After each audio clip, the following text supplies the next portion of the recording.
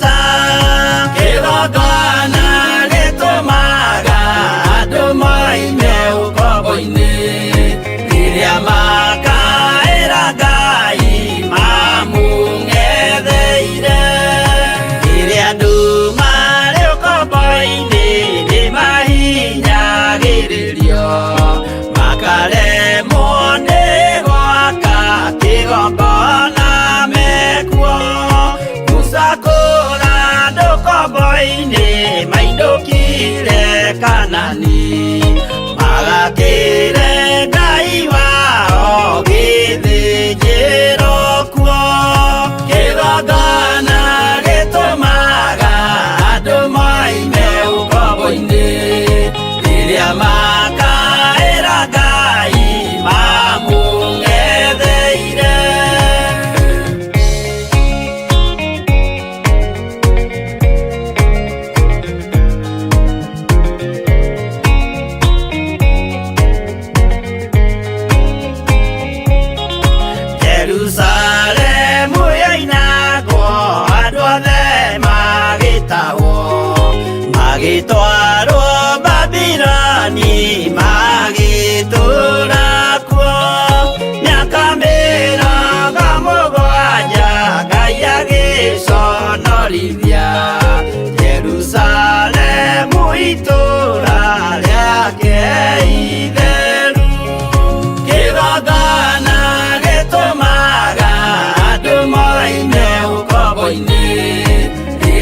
makaĩra Ngai mamũng'etheire. Danieli akĩrĩra mũno akĩrĩrĩra mahĩtia na mehia ma mĩhĩrĩga 12. Jehova akĩra Danieli no mũhaka moime kuo magakĩre karũthĩ ya irathĩro. Kĩgongona gĩtũmaga andũ moime ũkombo-inĩ rĩrĩa makaĩra Ngai mamũng'etheire.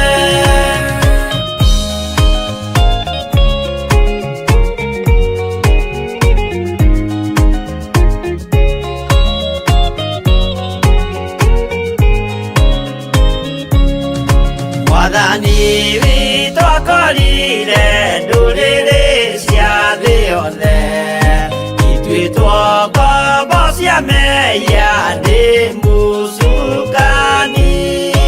Akiuga nĩamaruta ũkombo-inĩ mambate bũrũri wa arĩa me muoyo ũrĩ irathimo. Kĩgongona gĩtũmaga andũ moime ũkombo-inĩ rĩrĩa makaĩra Ngai mamũng'etheire.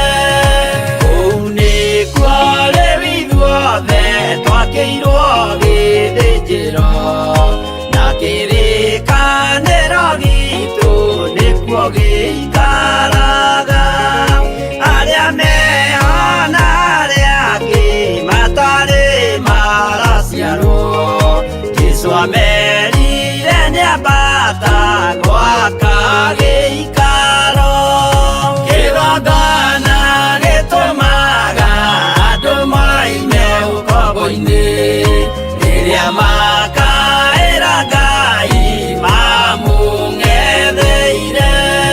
Kĩgongona gĩtũmaga andũ moime ũkombo-inĩ rĩrĩa makaĩra Ngai mamũng'etheire.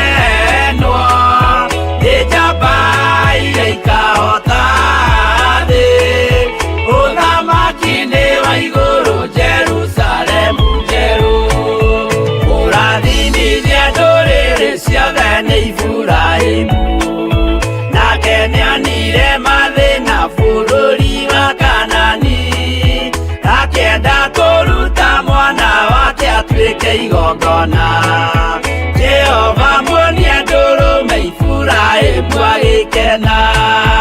Ũguo nĩguo gũgakenwo nĩ njamba iria ikahota thĩ. Ũthamaki-inĩ wa igũrũ Jerusalemu njerũ.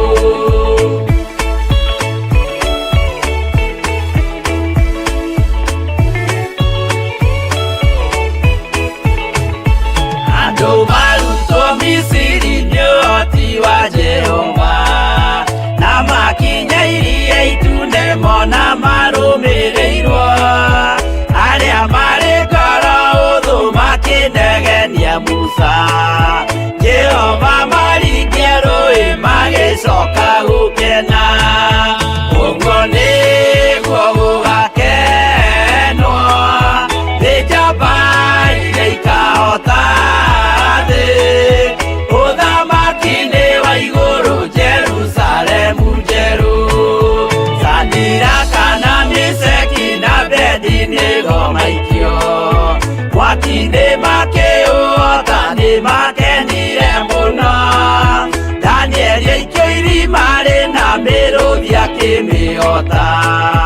Rũci-ini akĩroka kuma na gĩkeno kĩnene.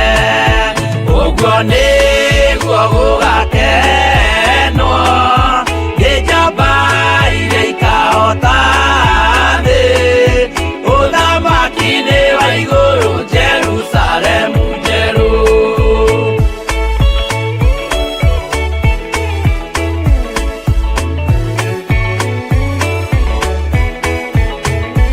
Atũrũme nĩathaithire Jehova mwĩtĩkĩrie, mahũrane na Saitani atuĩke wa igongona.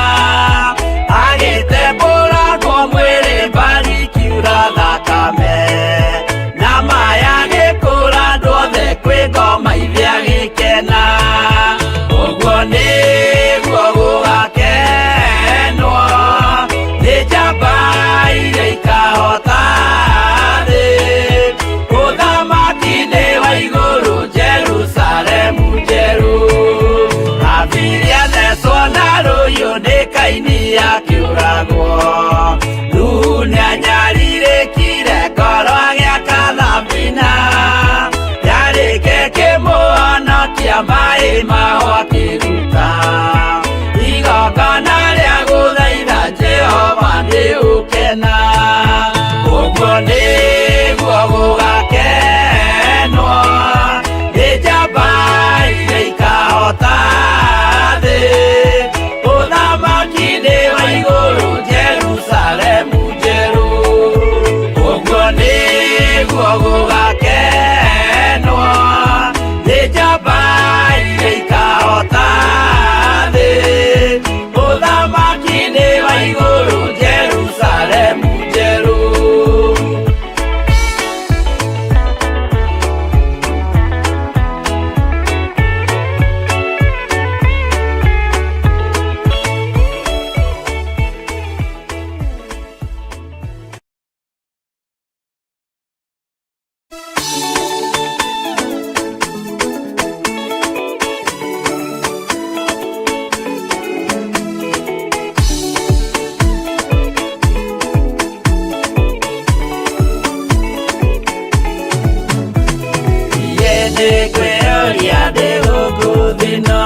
Jesu agĩũka ihinda ngakorwo, wega wa Mwathani ũnyingĩrĩire, hinya na ũcamba na ũmĩrĩru, nao matiendaga Jesu, mekĩrĩire nda ciao tarĩ Ngai.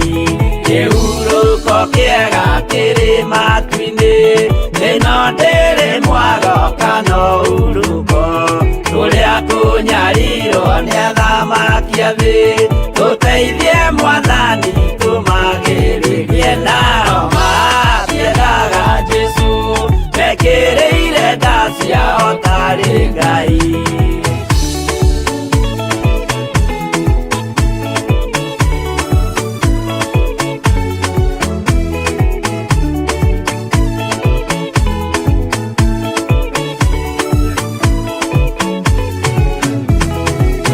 Tunyarirwo gũkũ thĩ guothe, o nginya cikaro citwĩnyarirwo, nayo mĩĩrĩ itwĩnyarirwo mũno. Mũtigetigĩre oragia mĩĩrĩ, nao matiendaga Jesu, mekĩrĩire nda ciao tarĩ Ngai. Anabii atheru nĩ marathire, na gũtirĩ kiugo gĩtagakinya. Gatũrũme oigire gũtirĩ kairia, kandĩke watho-inĩ gatagakinya. Nao matiendaga Jesu, mekĩrĩire nda ciao tarĩ Ngai.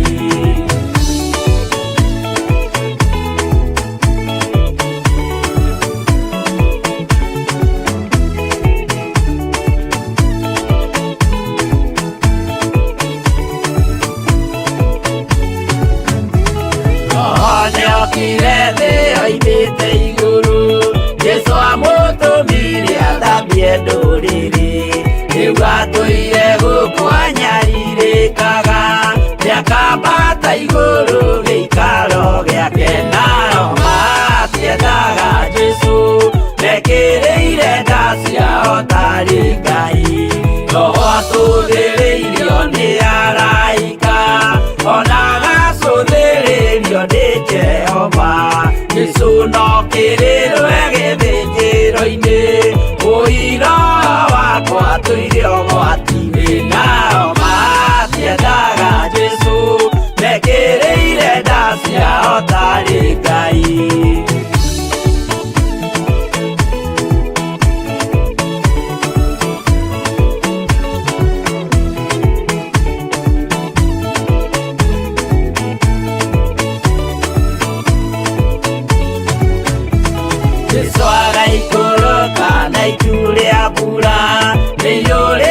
mwaki wa marakara tũrĩrĩ ciothe cia thĩ norĩo ikoiga ũcio nĩ mwathani ndoyaga yake nao matiendaga Jesũ mekĩrĩire nda ciao tarĩ Ngai niĩ nĩngwĩyũria ndĩ gũkũ thĩ ĩno Jesũ angĩũka nĩngakorwo wega wa mwathani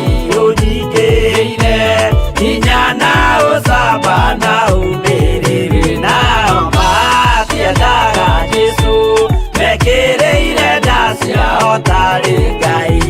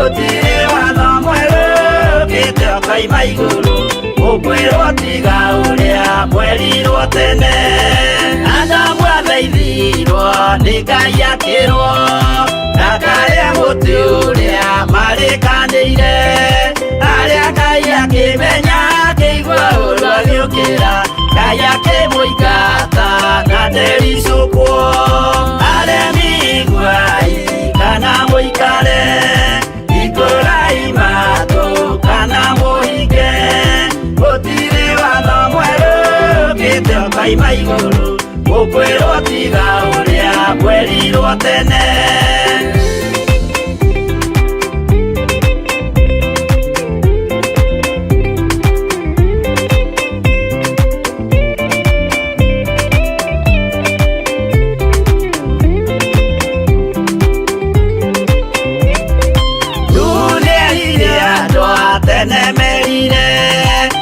akĩmathaithaga na matiĩtĩkie maĩ maiyũrire thĩ andũ othe makĩũragwo Ngai akĩmanina na ndericũkwo aremi Hwai kana mũikare ikũrai matũ kana mũhinge gũtirĩ watho mwerũ ũkĩte ũkaima igũrũ ũkwĩrwo tiga ũrĩa mwerirwo tene Sodomu na Loti wahonokire tondũ wa ũremi ũrĩa waiyũrĩte kuo mwaki ũkiura ta mbura andũ othe makĩũragwo Ngai akĩmanina na ndericũkwo aremi Hwai kana mũikare ikũrai matũ kana mũhinge gũtirĩ watho mwerũ ũkĩte ũkaima igũrũ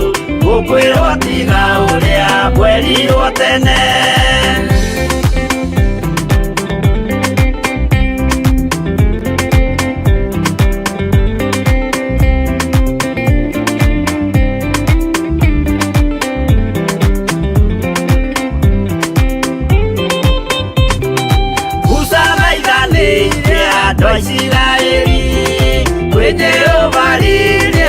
matũrĩkĩte makĩrekerio nyoka werũ-inĩ makĩũragwo Ngai akĩmanina na ndericũkwo aremi Hwai kana mũikare ikũrai matũ kana mũhinge gũtirĩ watho mwerũ ũkĩte ũkaima igũrũ gũkwĩrwo tiga ũrĩa mwerirwo tene naguo thiku rĩrĩa waikũrũkire Iburahĩmu oiga nĩawamũkĩra magendo na Ngai ndacokire kwarana Ngai akĩmũrathima na ndericũkwo aremi Hwai kana mũikare ikũrai matũ kana mũhinge gũtirĩ watho mwerũ ũkĩte ũkaima igũrũ gũkwĩrwo tiga ũrĩa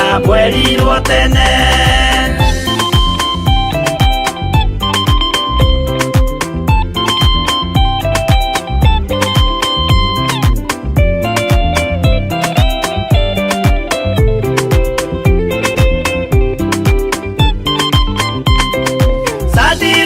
Rĩrĩa manyariragwo gĩthiku na wĩtĩkio ciahotanire mwaki ũkĩagithio hinya watatũ makiumĩra Ngai akĩmahonokia na ndericũkwo aremi Hwai kana mũikare ikũrai matũ kana mũhinge gũtirĩ watho mwerũ ũkĩte ũkaima igũrũ gũkwĩrwo tiga ũrĩa mwerirwo tene nake Jesũ rĩrĩa mamũragire gĩthiku atũmire gĩkuũ kĩingatwo mũraika kiuma igũrũ akĩhingũra mbĩrĩra Ngai akĩmũriũkia na ndericũkwo aremi Hwai kana mũikare ikũrai matũ kana mũhinge gũtirĩ watho mwerũ ũkĩte ũkaima igũrũ gũkwĩrwo tiga ũrĩa mwerirwo tene aremi Hwai kana mũikare ikũrai matũ kana mũhinge gũtirĩ watho mwerũ ũkĩte ũkaima igũrũ gũkwĩrwo tiga ũrĩa mwerirwo tene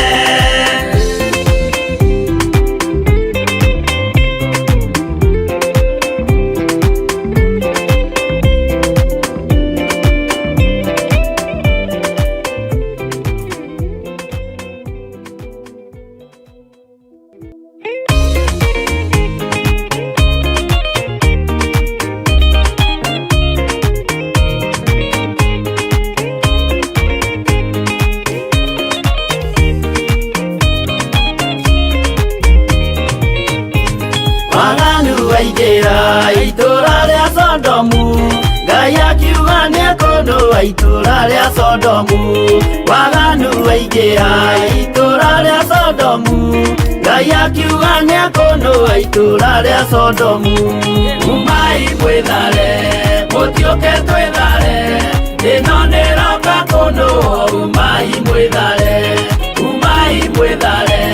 mũtiũke twĩthare ĩno nĩroka kũndũa umai mwĩthare Ngai akĩra Loti umai na ihenya na andũ a nyũmba yaku yothe Sodomu nĩkũhĩa Ngai akĩra Loti umai na ihenya na andũ a nyũmba yaku yothe Sodomu nĩkũhĩa umai mwĩthare mũtiũke twĩthare ĩno nĩroka kũndũa umai mwĩthare mũtiũke twĩthare ĩno nĩroka kũndũa umai mwĩthare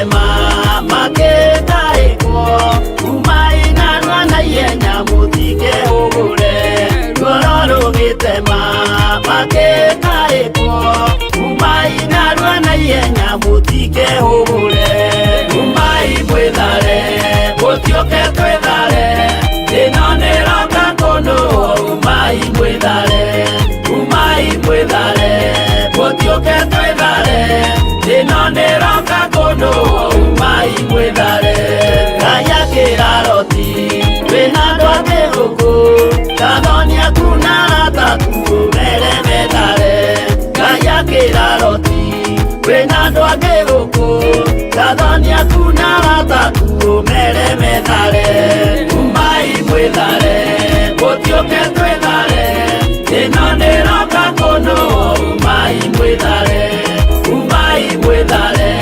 gotioke twethare ino niroka kuno umai mwethare.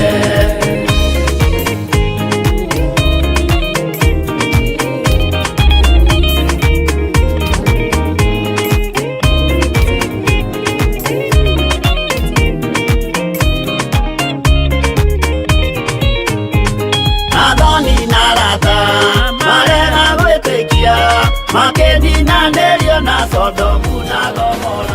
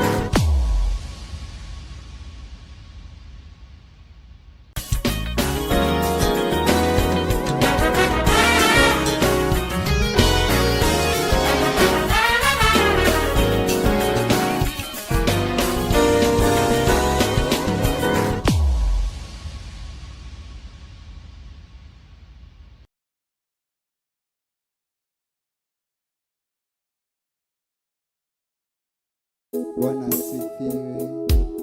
Bwana asifiwe. Asubuhi njema, nimeokoka na Bwana Yesu ni mwokozi wa maisha yangu. Bwana asifiwe. Ni kujijulisha, nilikuwa najiuliza sababu ya kuwa mimi uhai. Bwana asifiwe. Na Mungu akanijalia na kunijulisha ya kwamba sababu ya kuwa mimi nikiwa uhai leo na siku zenye Mungu atanijalia. Bwana asifiwe. Ni kujua ya kwamba eti sijamaliza kazi ya Bwana Yesu. Sababu sometimes unajiulizanga, what if ningekuwa nimekufa? Bwana asifiwe. Nani angekuwa katika hili pengo lenye mimi mwenyewe nalifanyia kazi ya Bwana Yesu? Bwana asifiwe. Lakini nilikuja kujua sababu ya kuwa mimi uhai ni ili nimtukuze Bwana Yesu. Bwana asifiwe. Na nifanye kazi ile aliyonipea. Bwana asifiwe. Na ndio sababu sinanga lingine ila tu kumwambia Mungu, nipo katika pengo lenye umenipea. Bwana asifiwe. Na nilikuja kujua ya kwamba kuna ile kitu inaitangwa kugoja. Bwana asifiwe. Na lazima nigoje nikiwa nimeokoka. Bwana asifiwe. Na lazima nigoje Bwana Yesu katika kila kitu yenye itakuja katikati ya maisha yangu. Bwana asifiwe. Ili niweze kuendelea hapo mbele. Bwana asifiwe. Na ndiyo maana anataka tusome katika kitabu cha Zaburi 40.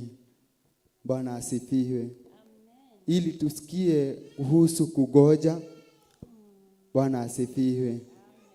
Todo wita kwiragwo na Gikuyu ni gweterera na gukirireria. Bwana asifiwe.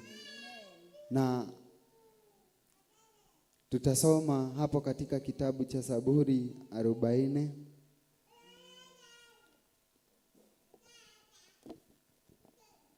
Bwana asifiwe. Ili tusikie kuhusu kugoja Bwana Yesu. Bwana asifiwe. Nilimgoja, nafikiri kila mmoja wetu amefika hapo. Nethine wa ibuku ria Thaburi 40, ibuku ria Gikuyu, o hau kwanjĩrĩria mwe. Nafikiri kila mmoja wetu amefika hapo ili tusome. Nilimgoja Bwana kwa kusubiri, naye akaniamini. Akaniinamia, akasikia kilio changu.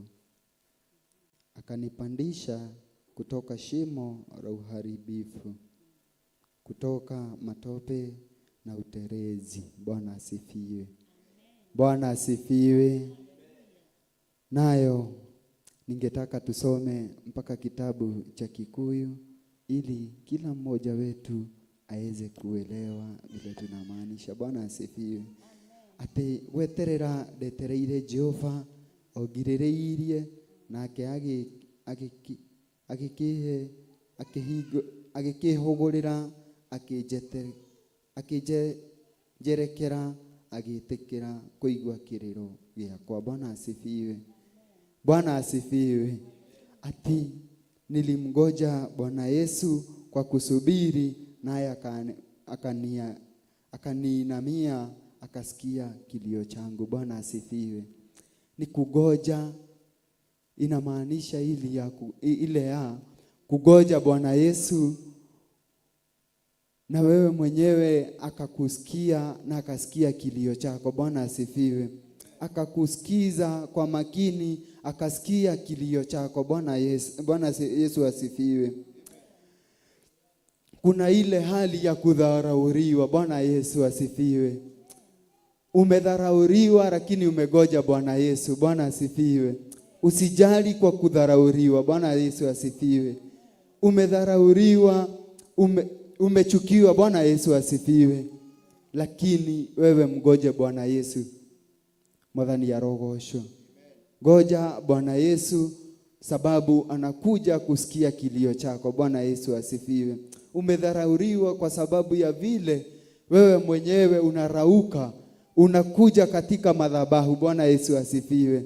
Lakini wengine wanasema wachana na yeye, hata ukimuona hakuna wokovu yenye ako nao. Bwana Yesu asifiwe. Umedharauriwa kwa kila kitu. Bwana Yesu asifiwe. Umedharauriwa sababu hauna kitu mfuko. Haleluya. Bwana Yesu asifiwe. Umedharauriwa sababu hauna kitu hadi kwa mfuko. Mkiendanisha na mtu hivi, Bwana Yesu asifiwe, huwezi ambia watu kujeni tuingie hapa tunywe chai. Bwana Yesu asifiwe. Na sababu ya hiyo ati hauna kitu, wanakudharau. Bwana Yesu asifiwe. Kuna kitu nataka kukuambia. Ukigoja Bwana Yesu, ukigoja Bwana Yesu, anakuja kusikia kilio chako. Bwana Yesu asifiwe. Umedharauriwa sababu hauna kazi. Umedharauliwa sababu hauna kazi. Kila kitu lazima uiname, nipe, nisaidie. Usijari. Mungu anakuja kusikia kilio chako na akutoe kwa hiyo kilio, kwa hiyo matope ya aina yote. Bwana asifiwe. Sababu kuna vile unaweza kuwa chini. Sababu yule mtu wako kwa ile kiwango ya chini, si watu wengi wanamtambua. Bwana Yesu asifiwe. Lakini ukimgoja Bwana Yesu, niamini na tuamini tukiwa pamoja, Bwana Yesu anakuja kutujalia mazuri. Haleluya.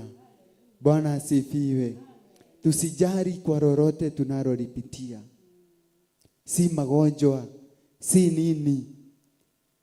Inawezekana ama inawezekano ya kwamba uko hapo kwa hayo maradhi ili Bwana Yesu asifiwe. Bwana asifiwe. Wacheni tusijipate kwa kila kitu. Wacheni tusijipate kwa kila jambo tunaona ni shetani tu. Bwana asifiwe. Nakuja kukuambia ya kwamba asubuhi ya leo inawezekana umekosa kuwa mtiifu katika kazi ya Bwana wewe mwenyewe. Bwana Yesu akaona nao. Nataka tuone kama utakuja kugundua ya kwamba mimi ni Bwana Yesu.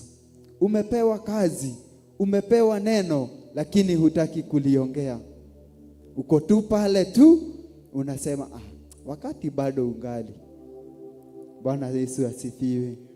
Lakini Yesu anaona sasa, sababu kuna vile umeregea, wacha nikujaribu. Bwana Yesu asifiwe. Haleluya. Maradhi yanakuja, yanakupata, unakosa kugundua. Utaishi kuja tu hapa kwa wachungaji, niombee. Lakini ni wewe mwenyewe bado hujajua. Bwana Yesu asifiwe. So tugoje Bwana Yesu, na tukigoja kwa Bwana Yesu, najua kila kitu tutakuwa tunaijua. Haleluya. Sababu kuna ile tu, si njia yote tu ati inaweza kuwa unapitishiwa kwa mazuri, pia kwa mabaya yanapitia, ili tujue Bwana Yesu yupo. Mwadhani ya rogosho. Bwana asifiwe. Haleluya. Mimi ni kufurahia, nafurahia kusikia tu ati ile tu hali tu ya kugoja nikiwa nimeokoka, nikigoja Mungu wetu. Bwana asifiwe. Haleluya. Kuna mwimbaji aliimba akasema ati hata magonjwa yakija, Bwana asifiwe, ipitie ndani yangu, wacha ikue inamaanisha mimi bado nitaweza. Bwana asifiwe. Wacha ipitie, nije ikuje, nikuwe mgonjwa alafu nipone, ili Bwana Yesu wewe mwenyewe uonekane. Bwana Yesu asifiwe. Sababu uko tu pale, uko tu kwa ile hali ya unadharauriwa, sababu hadi nyumba umefungiwa. Bwana Yesu asifiwe. Umefungiwa hadi nyumba, watu wanakudharau. Hawajui kesho yako. Hawajui kesho yako. Haleluya. Nataka kukuambia, goja katika Bwana Yesu. Goja katika Bwana Yesu. Haijarishi utafungiwa kwa miezi mingapi. Haijarishi utafungiwa kwa miaka mingapi. Siku moja ya siku unakuja kuwa pia wewe unakondisha nyumba. Haleluya. Bwana Yesu asifiwe. Mungu anakuja kusikia kilio chako. Wewe mwenyewe umefungiwa nyumba. Wewe mwenyewe hauna mahali ya kulala. Bwana Yesu asifiwe. Unakuja kuwa pia wewe landlord. Bwana asifiwe. Haleluya. Watakudharau kwa kila aina. Watakuja kukudharau kwa sababu umekuwa ukifungiwa nyumba. Haleluya. Na hiyo ndio maana inanipa nguvu ya kuwa na goja nikiwa katika Bwana Yesu. Bwana asifiwe. Haleluya. Sitaki tukue ati wale watu wa uaminifu mdogo. Bwana Yesu asifiwe. Wacha tufungiwe hadi, wacha hiyo wakati ikifika umefungiwa nyumba, usikue na ile wakati wa kuwa na hofu ati hadi kuomba wewe mwenyewe uwezi omba. Bwana Yesu asifiwe. Usinyamaze tu, ongea na Mungu wako.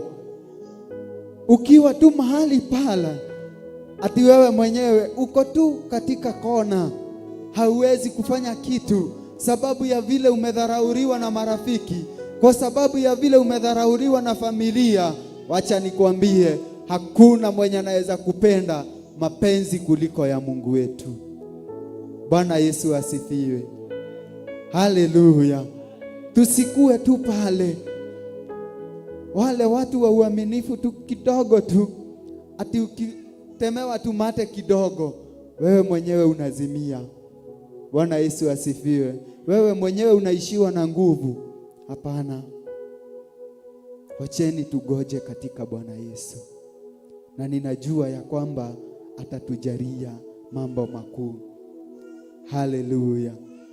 Bwana Yesu asifiwe.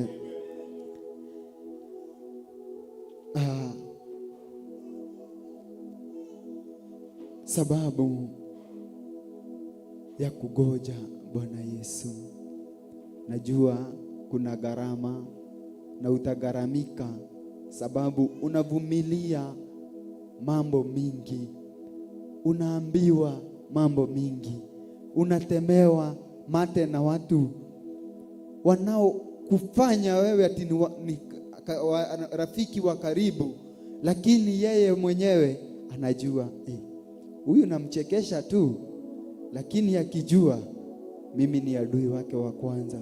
Usijari, Teacher Danson, naweza kuwa rafiki yako wa karibu sana, lakini nikitoka tu hivi hujui yenye naongea kukuhusu.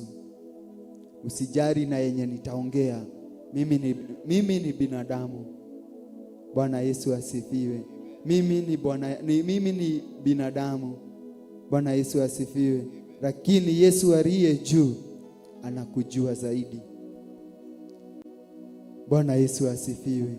Anakujua zaidi. Anajua chochote wapitia. Anajua chochote wahitaji. Na ndiyo maana nasema tugoje tukiwa katika Bwana Yesu. Haleluya. Kuna kitu, ama tuseme tu ni kama hadithi, ama for example niseme kuna ile wakati tunaweza kuwa rafiki na wewe ama marafiki na wewe, utembee ama unitembelee kwangu, twende tu tufike pale niekelee maji ya ugari. Bwana asifiwe. Na maji ichemke. Haleluya. Maji imechemka. Imefika wakati nimeweka unga pale ndani. Lakini wakati huo tu umepigiwa simu, umeambiwa na rafiki yako ama mtu mwingine fulani, tafadhali naomba tupatane, na ikuwe ni urgent. Bwana asifiwe. Na katika ile hali wewe mwenyewe ushatoka na umeenda. Tumekuwa na ile wakati wa tumeenda na umegoja. Haleluya. Umegoja hadi maji imechemka. Maji imechemka, lakini vile nimetia tu unga, wewe mwenyewe umetoka na umeenda. Hiyo ni hali ya kugoja. Bwana asifiwe. Na ndio itogwita gukirireria atia na githweri. Teacher, kusubiri, kuvumilia. Tondu hari na weterera na gukirireria. Bwana asifiwe. Kuna I think hizo ni vitu mbili tofauti. Weterera na gukirireria. Haleluya. Sababu wewe mwenyewe umegoja, maji imechemka na nimetia hadi unga, lakini umepigiwa simu na rafiki yako wewe mwenyewe na umetoka. Lakini ulikuwa umegoja tupike ugari ili tule, pengine tuzungumze, pengine tunene maneno mengine ya Mungu, lakini imefika ile wakati umevumilia. Lakini hujasubiri unga ive. Bwana Yesu asifiwe. Nataka kuwapea hii hadithi kwa ufupi tu, sababu nataka tujue ile hali ya nao kusubiri. Sababu ni watu wengi sana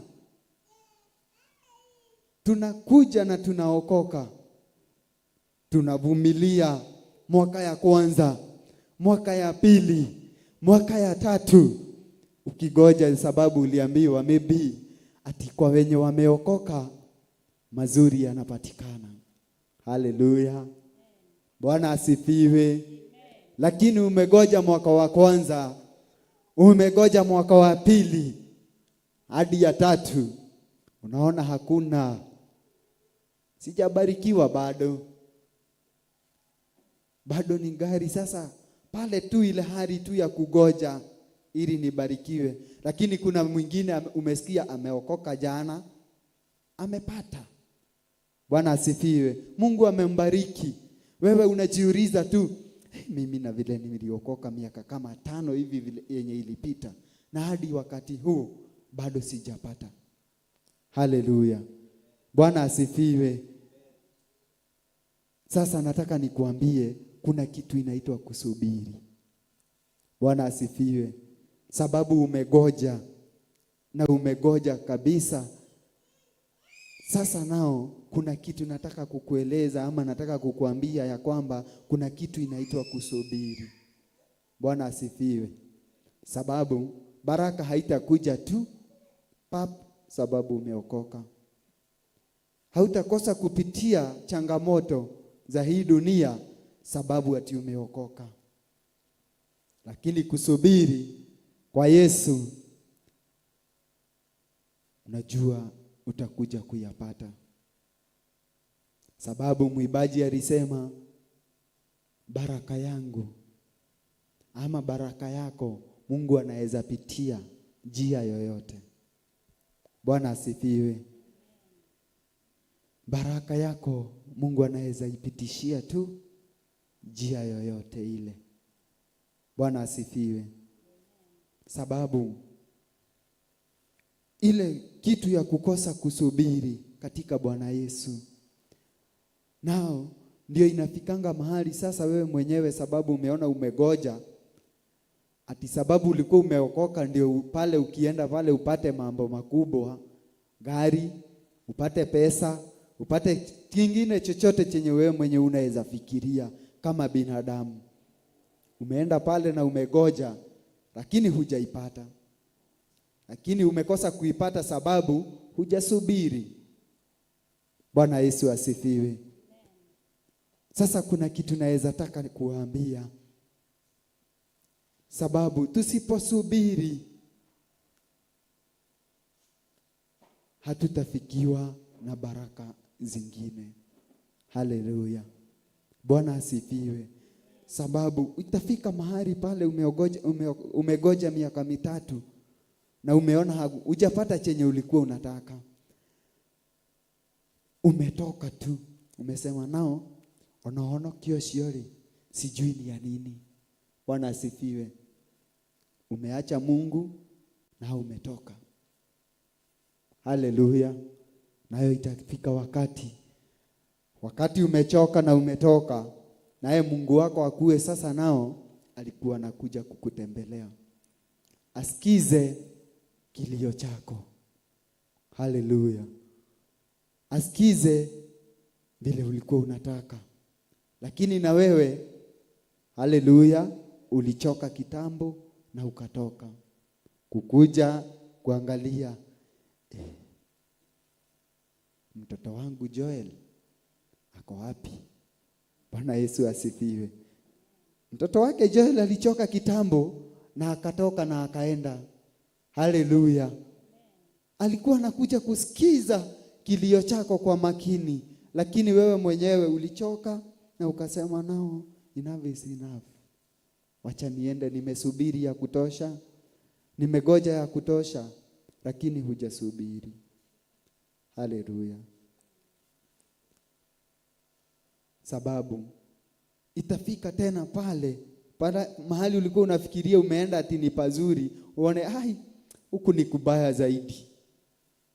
Tena ukirudi kwa Mungu utaanza zero mwadhani ya rogosho.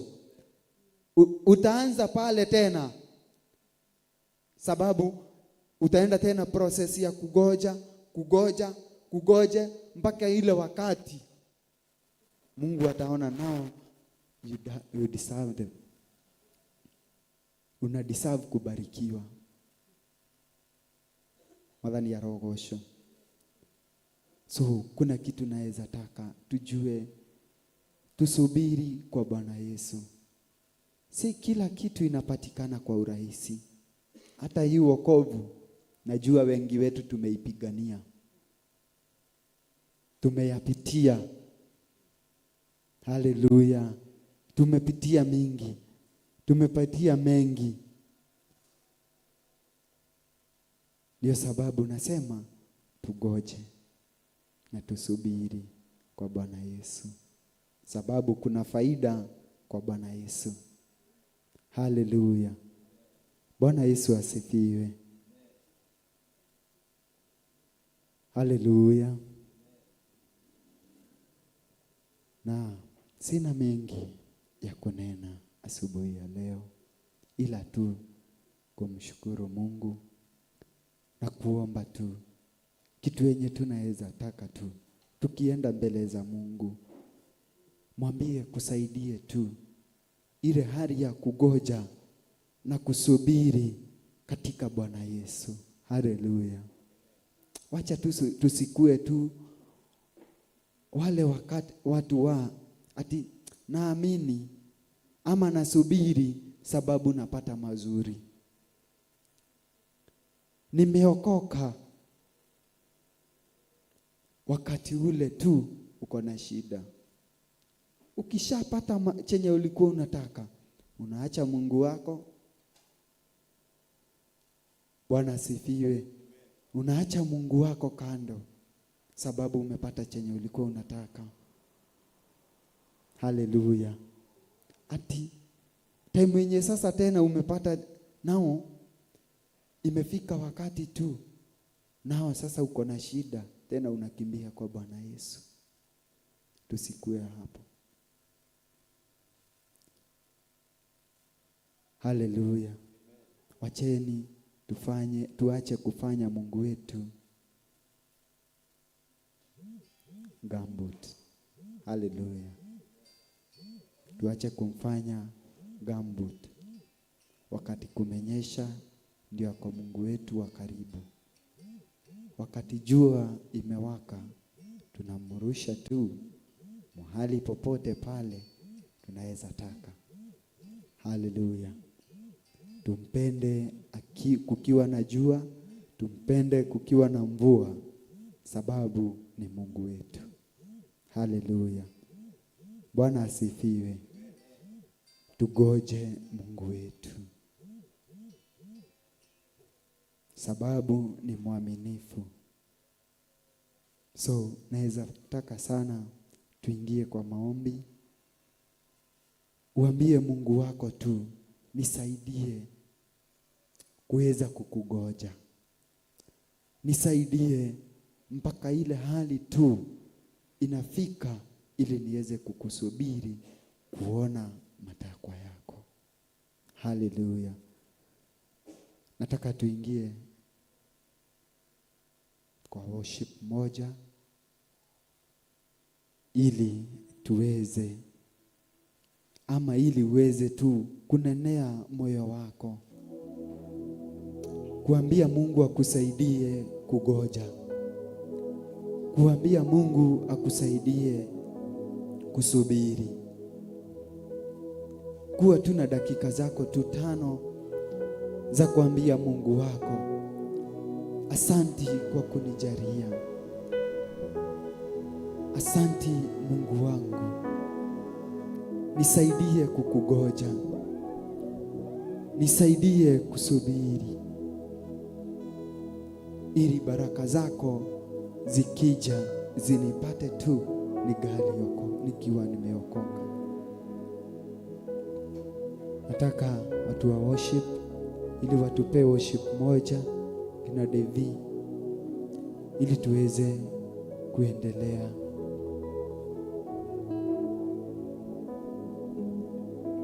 Ambia Mungu wako tu kwa dakika zako tu 5 akusaidie tu kugoja, akusaidie tu kusubiri ukiwa bado umeokoka.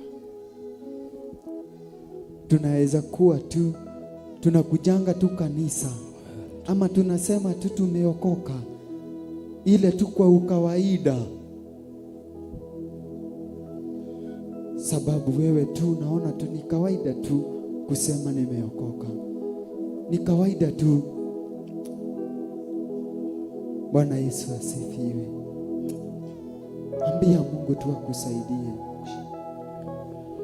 Maombi yangu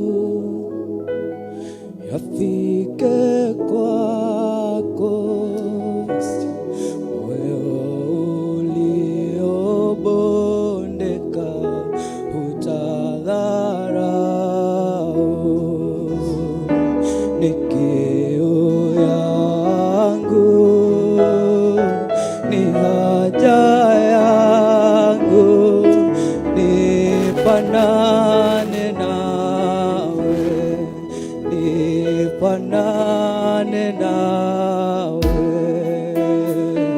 maombi yangu yafike kwako, moyo uliobondeka utadharau. Ni kiu yangu, ni haja yangu, nifanane nawe, nifanane nawe, nifanye kama wewe,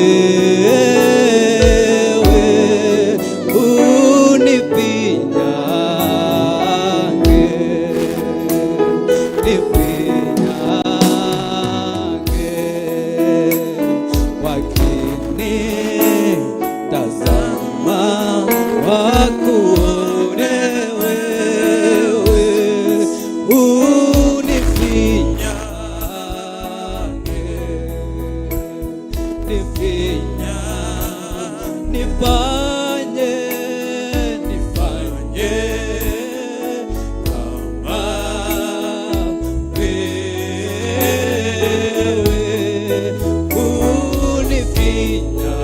unifinyange, nifinyange, wakinitazama wakuone wewe, unifinyange,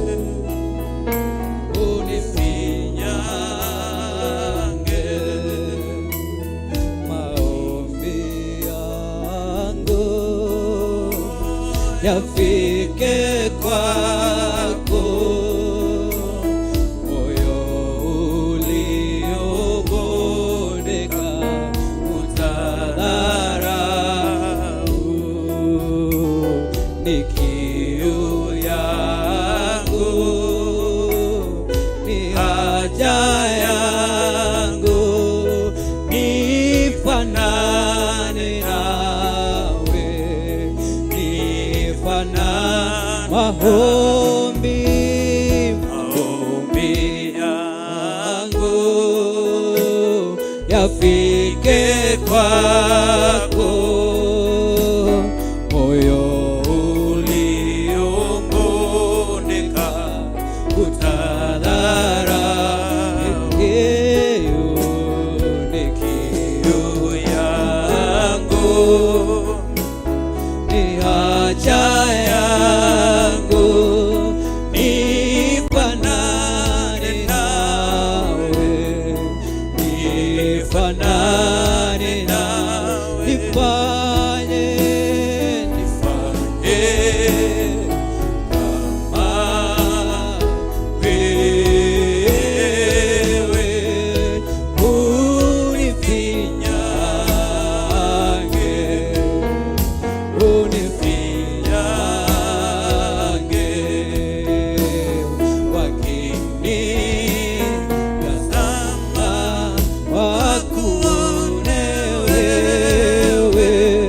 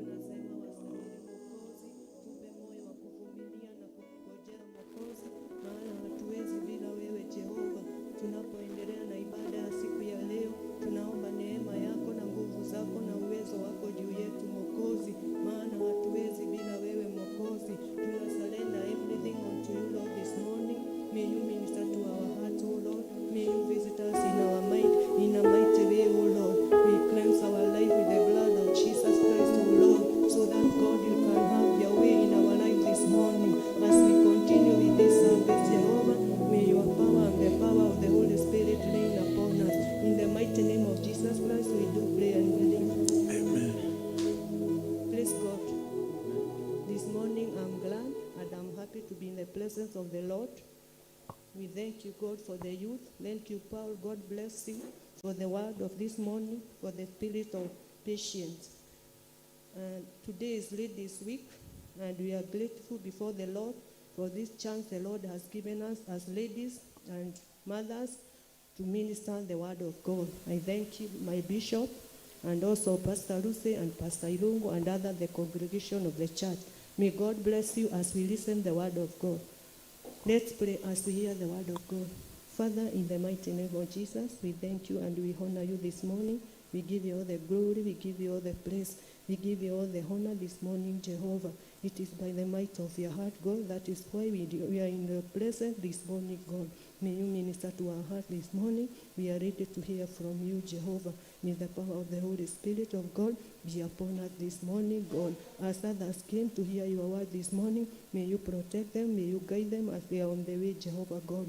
We commit everything unto you, Holy Spirit. Take charge in every area, my Redeemer. We surrender everything unto you. Laying in our service this morning, O God.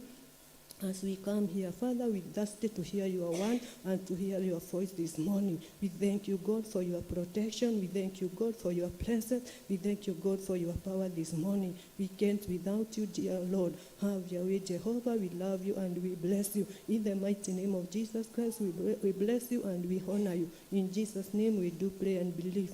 Amen, amen. We sit down and hear the word of God.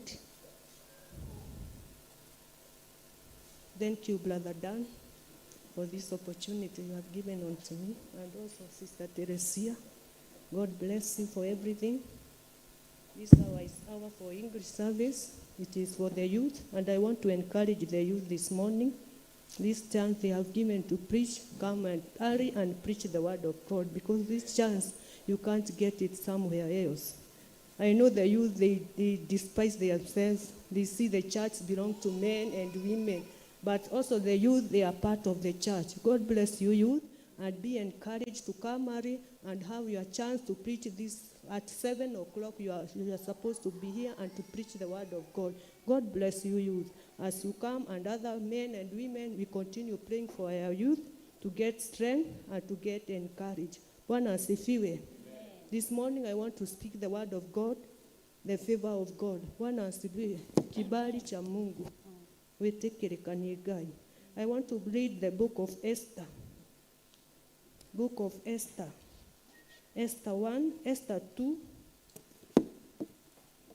We will not preach read of it because of the time. We will start verse 8. Esther 2, Esther igere. Hwai-ini. Verse 8. When the king's order and edict had been proclaimed, many girls were brought to the citadel of Susa and put under the care of Haggai. Esther also was taken to the king's palace and entrusted to Haggai, who had charge of the harem.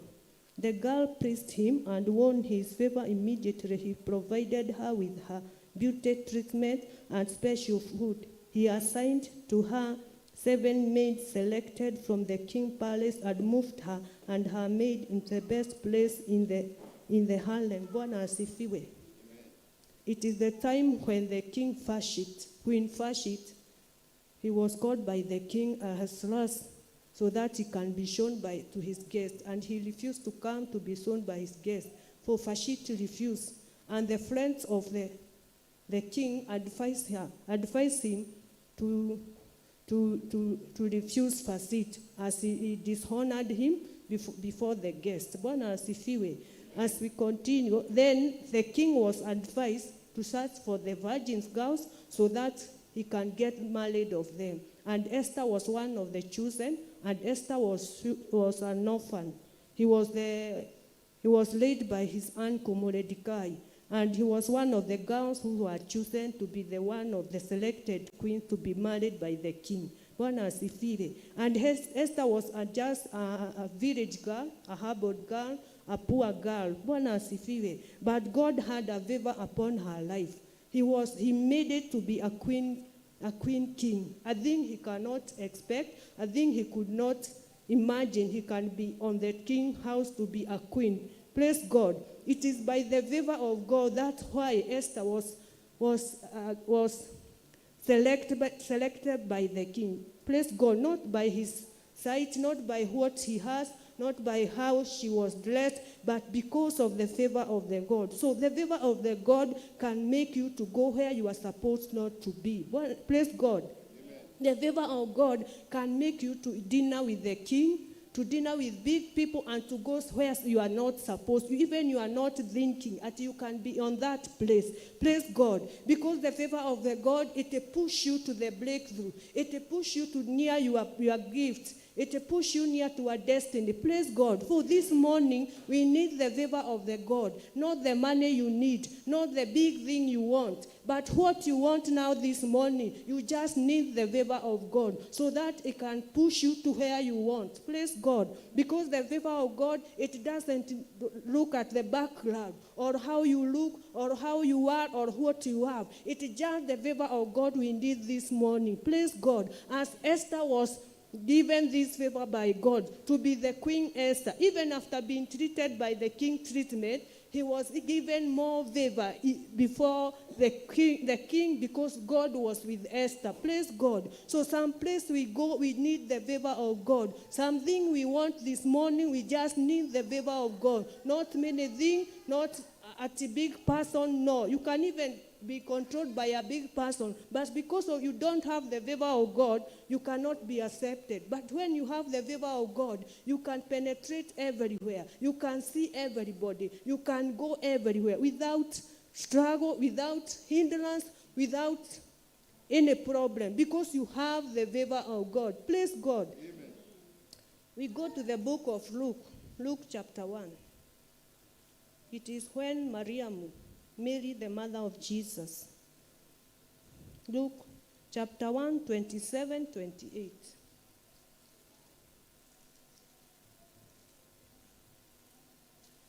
Luke 27, 28. Two virgins pledged to be married to a man named Joseph, a descendant of David. The virgin name was Mary. The angel went to her and said, "Greeting you who are highly favored, the Lord is with you." Praise God. Mary was not only the virgin in that village, but the favor of the Lord was upon Mary. That's why he was given that privilege and that chance to give birth to our Lord Jesus Christ. Not that she was good, not that she was beautiful, or that she was only the virgin, but God's favor was upon Mary. That's why he was given a chance and opportunity to give birth to our Lord Jesus Christ. So this morning, I want to encourage you, what you want now, what you need in your family, we need the favor of God. In your children, we need the favor of God. In your husband, in your wife, we just need a favor of God. In our business to excel, we need the favor of God. The favor of God will bring customers to your business. The favor of God will bring more power in your work. Praise God. Because when God is upon you, nobody can be against you. Praise God. Even we can lead. There are many people who are given the favor of God to push them to their breakthrough. Even David was from the field. He was a shepherd of his father's sheep. But God gave him a favor. When Samuel went to Jesse's house, he got all the sons of Jesse. But when he was gone there to pour the oil, to anoint them, David was not in the presence. But God said, not this one. And they were big, and the David was the small. But because the favor of God was upon David, he was just outside in the field, taking care of his father's sheep. But God's favor was upon David. He told Samuel, he is not here. We will sit down until he comes. Praise God. So this morning, the favor of God was upon David. From the field, from the shepherd of his father, he was being given a king. Praise God. Imagine from a shepherd to a king. That's a great favor of God. God pushed him to where he was not supposed to be. Even David, maybe he could be asking to get a better job. Maybe to be a driver. Maybe to be another person to go to work in a hotel. But God mind was above David's mind. He was to be a king from a shepherd. That's a great move, that's a great anointing, that's a great pleasure before David. So this morning we just need the favor of God. We don't need anything else, so that God can make us to reach our destiny, so that we can break through in every area of our life, so that we can have peace wherever we are going. Because when you have favor, wherever you go, everybody is liking you. Even Jesus he grew, being liked by people and men. Praise God. Praise God. Because he has a favor. So even now, wherever you go, even when you go to an office, you want something. You just don't want anyone to talk to you. Just stand there, and the favor of the God will push you to where you want to go, to the desk. Praise God. Let the favor of God be upon you, wherever you are, whether in the office, whether in your business, whether in the road. Let the favor of God be upon you. Praise God. Even Joseph, Genesis 41, 38 to 39, Joseph was given a favor. He was sold to an Egypt country. But when he go there, his mission was great. He was made a king leader, praise God, an ambassador, a big person in that place. He was under Pharaoh. All the other leaders, they were under Joseph. Praise God. Because God was with Joseph. No matter how you see yourself, no matter how people see yourself, you are great before God when you have the favor of God. We don't need the favor of money. We don't need the favor of property. We just need the favor of God, so that people can understand us, so that people can see the great God in us. Praise God. Joseph, he was in a foreign country, but he was a great man. Praise God. Why? Even his brother, when they sold him, he thought he would go there to be maybe a shepherd. Maybe they think he will go there to be mistreated. But God was with Joseph, because the favor of God was upon Joseph from her childhood up to where he went. Praise God. So this morning, as we continue with our service, tell God, I just need your favor. I just need your favor, God. In the whole of this week and in the future of my life, I need your favor wherever I go, whatever I do. I need your favor in my family, in my business, in my work, in our church. We need the favor of God. We don't have to do many things. If we have the favor of God, Njatha-ini, Theophilus Church, people will come here because of the favor of God. Praise God. Let us stand and tell God to give us his favor upon us. You give us one song.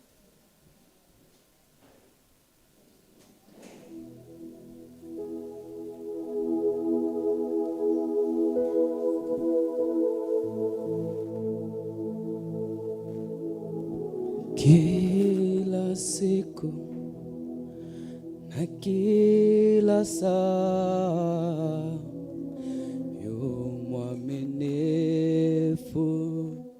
Bwana.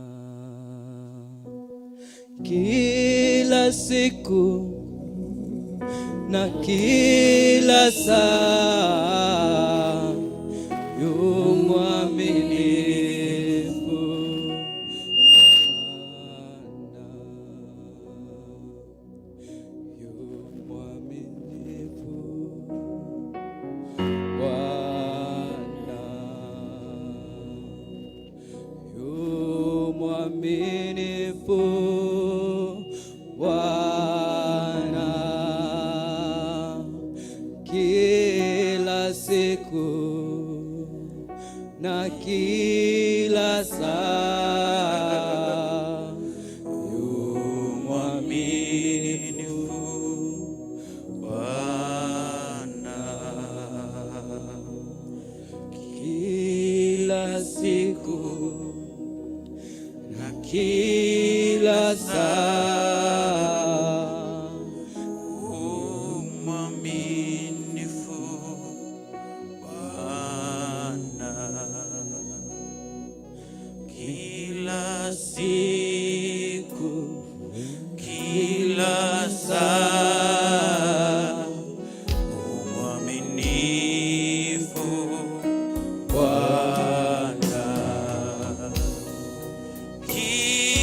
siku na kila saa umwaminifu Bwana. Kila siku na kila saa umwaminifu Bwana. Kila siku, kila siku na kila saa umwaminifu Bwana. Kila siku, kila siku na kila saa umwaminifu Bwana. Kila siku na kila saa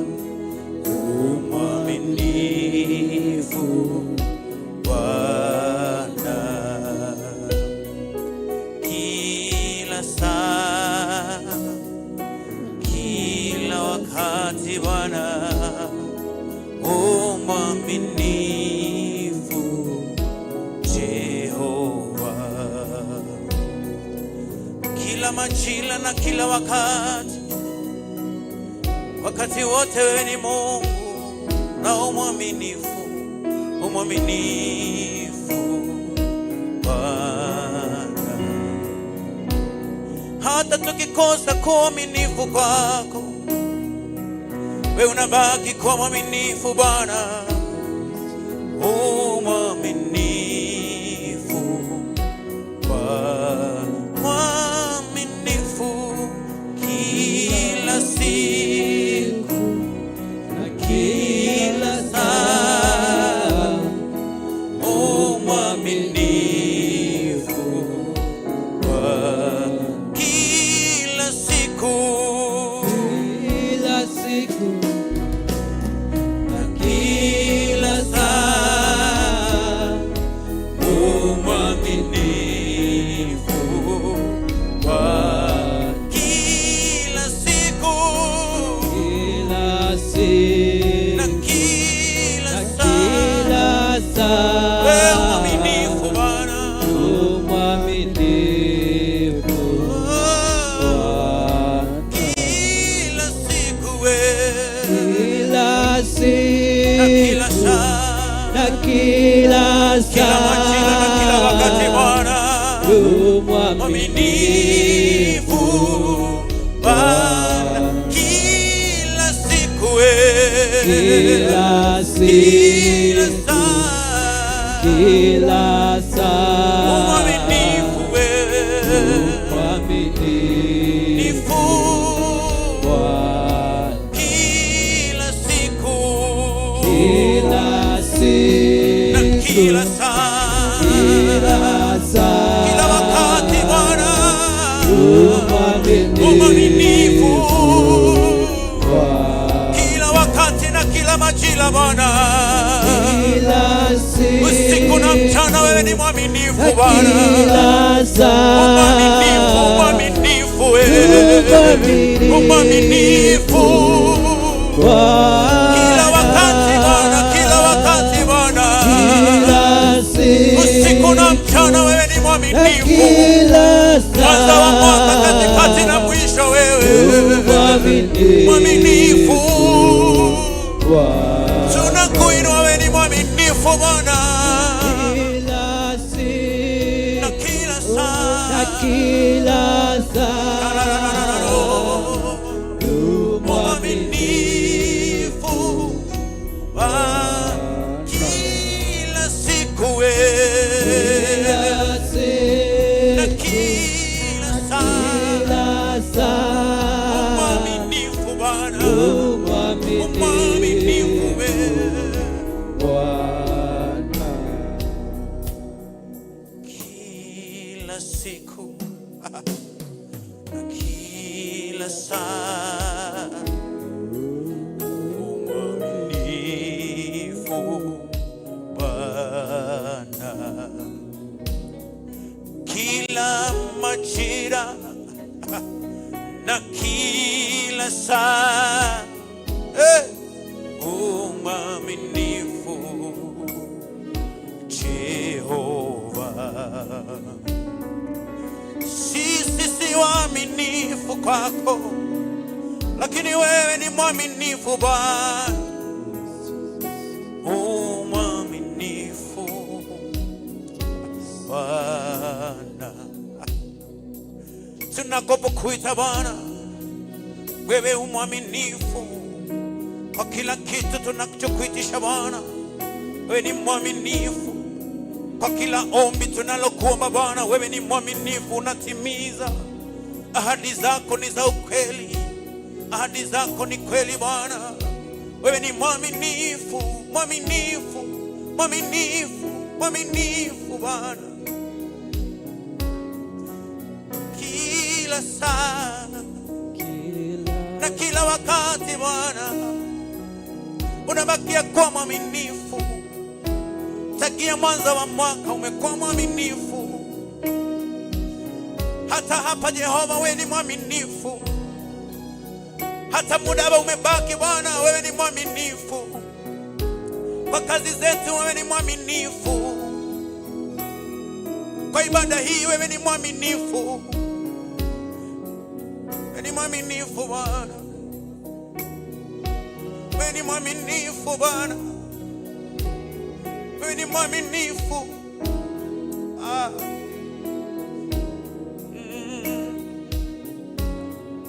Kila siku, kila siku, kila saa, kila saa, mwaminifu Bwana.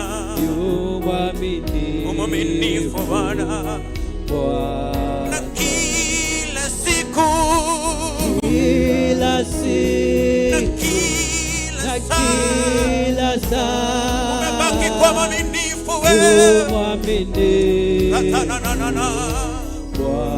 Kila siku, kila siku, na kila saa, mwaminifu kila wakati na kila majira.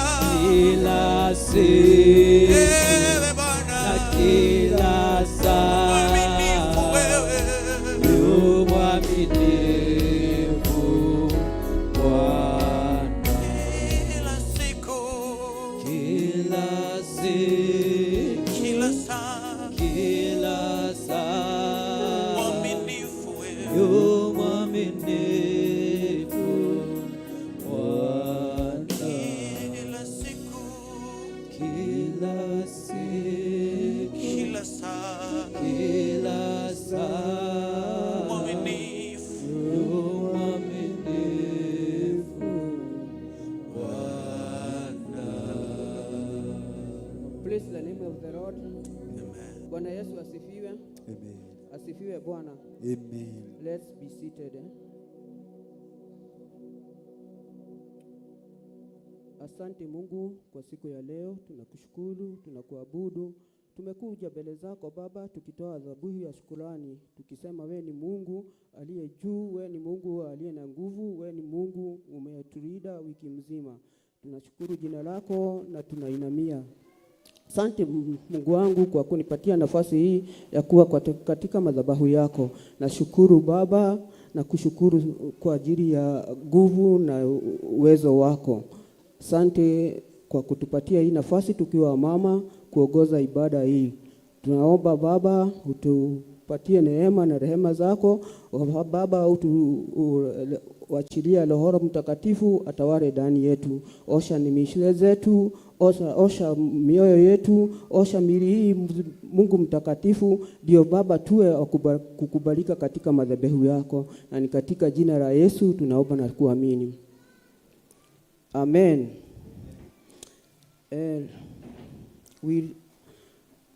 Let's turn to the book of John chapter number 11. Our scripture comes from the book of John chapter number 11 from verse 17.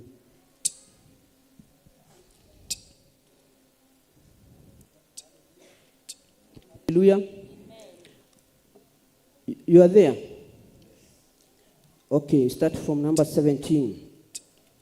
On his arrival, Jesus found that Lazarus had already been in the tomb for 4 days. Now Bethany was less than 2 miles from Jerusalem, and many Jews had come to Martha and Mary to comfort them in the loss of their brother. When Martha heard that Jesus was coming, she went out to meet him, but Mary stayed at home. Hallelujah. This is when Jesus heard that his friend Lazarus was dead. Not because he had not heard of his illness. He had heard his illness, but he stayed at Bethany for 4 days without even arriving at the home of Lazarus. Praise the name of the Lord. Because he knew that his death was not meant for bad, but his death was to glorify the Lord, the God, it was to glorify the name of the Lord. Praise the name of the Lord. And so when Martha heard that Jesus was coming, she went to meet him, but Mary stayed at home. Verse 21. Lord, Martha said to Jesus, if you have been here, my brother would not have died. But I know that even now, God will give you whatever you ask. Jesus said to her, your brother will rise again. Martha answered, I know he will rise again in the resurrection at the last day. Praise the name of the Lord. Yes, Martha knew that if Jesus was there, his brother would not have died. But there's one thing that Martha did not know. He did not recognize that Jesus, who he was talking to, was resurrection and was life. Praise the name of the Lord. And that's why he was telling him, Jesus, if you were here, my brother would not have died. Meaning, yes, he knew Jesus had the right. He had that strength. He had that strength of raising his brother, but now because he did not believe, he did not have that courage. He did not know that the Jesus he was talking to was life. The Jesus that he was talking to is the resurrection and the life of all people. Praise the name of the Lord. So Mother talking to Jesus he only knew that if Jesus was here, my brother would have arrived, would be arrived. He only knew that, yes, Lazarus would be resurrected, but at the end of the days, praise the name of the Lord. He did not know Jesus had that Jesus had that light of raising his brother from the top, even if he had stayed there for 4 days. Praise the name of the Lord. So Jesus was there to tell him. Jesus said to her, I am the resurrection and the life. The one who believes in me will live, even if they die. And whoever is by believing in me will never die. Do you believe this? Yes, Lord, she replied. I believe that you are the Messiah, the Son of God, who is to come into the world. Praise the name of the Lord. See, Martha still believed that the man he was talking to is the Messiah, the Son of God. The man who is talking to, the man he is talking to is the one to come and save the world. But he had no revelation that the man he was talking to can be able to resurrect and to give life to the dead. Praise the name of the Lord. After she had said this, she went back and called her sister Mary aside. The teacher is here, she said, and is asking for you. When Mary heard this, she got up quickly and went to him. Now Jesus had not yet entered the village, but was still at the place where Martha had met him. When the Jews who had been with Mary in the house, comforting her, noticed how quickly she got up and went out, they followed her, supposing she was going to the top to mourn her. Praise the name of the Lord. So at this time, Mary had not known that Jesus had come.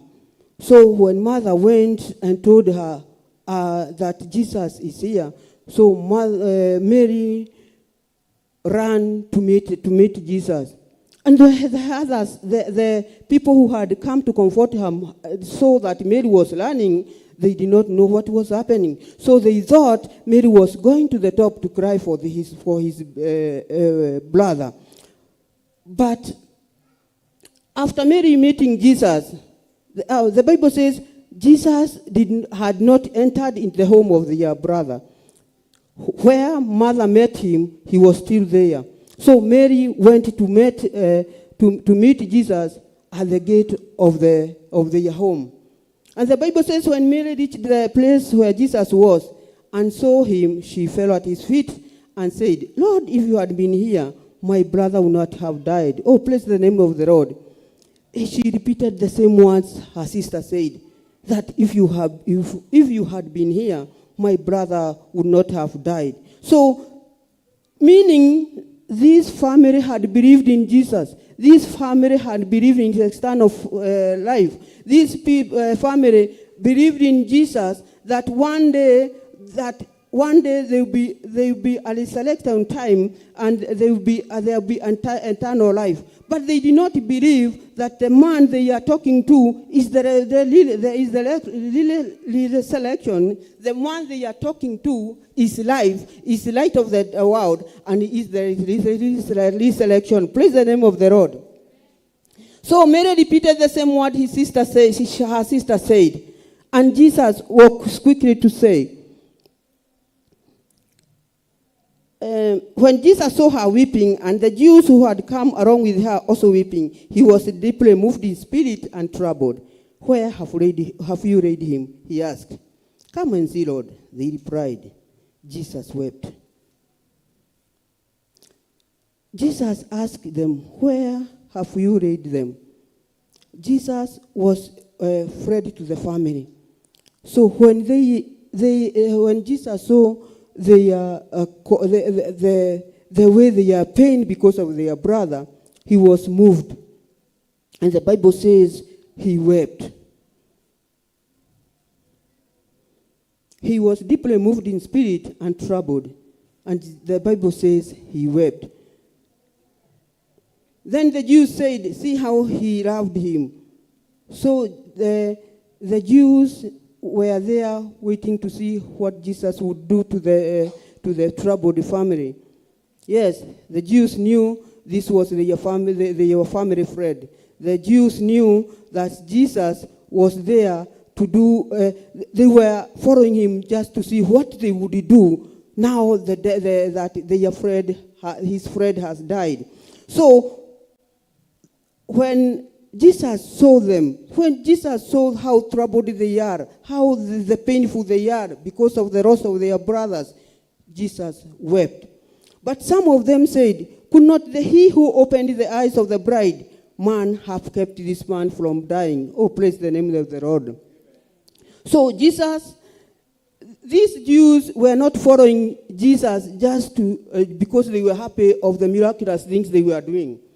These Jews were only following Jesus just to mock him and to see and to have any accusation that they will fall upon Jesus. So they were following Jesus just to see, to accuse him of anything they do. There is nothing good Jesus was doing that made them happy. So they asked him, would this man who made the bride man to open his eyes, why did he not make the man arrive? So it means the Jews were never happy of what Jesus was doing. The Jews were only there just to have counter accusation to Jesus. So this is why they're asking, is this not the man who opened the bride man's eyes? But literally they didn't know that Jesus was able even to move Lazarus from the top and give him life. Praise the name of the Lord. But Jesus replied. Jesus, once more, deeply moved, came to the top. It was a cave with a stone laid across the entrance.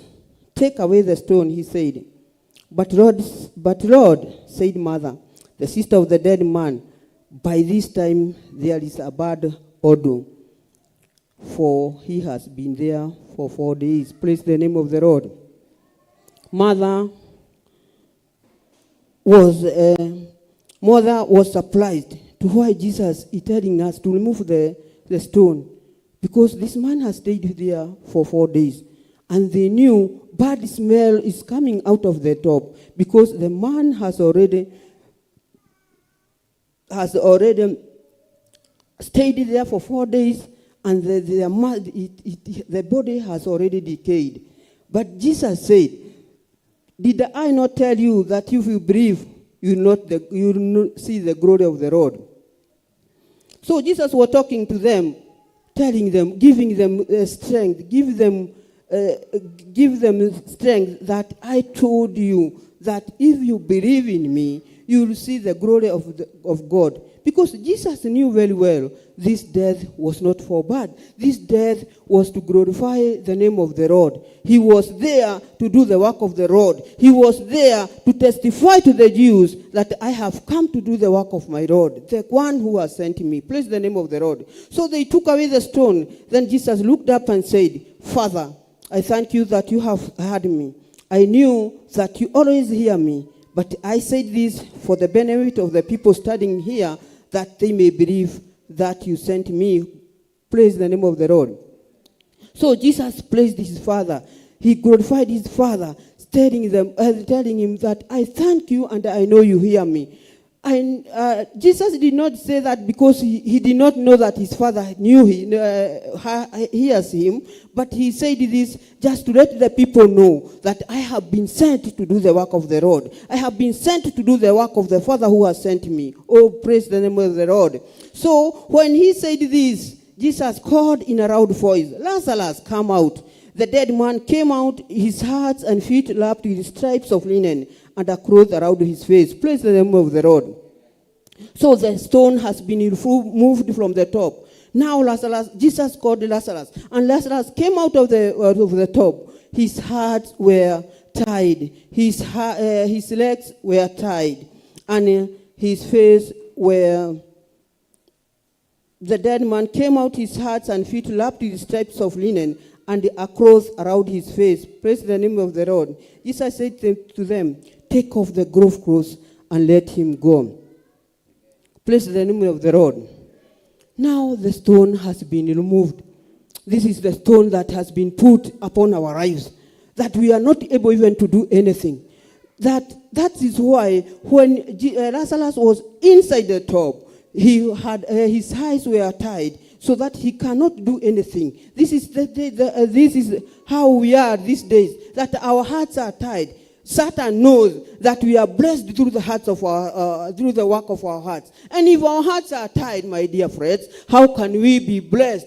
Because it is through our hearts that we are blessed. This is through our hearts that our work is blessed.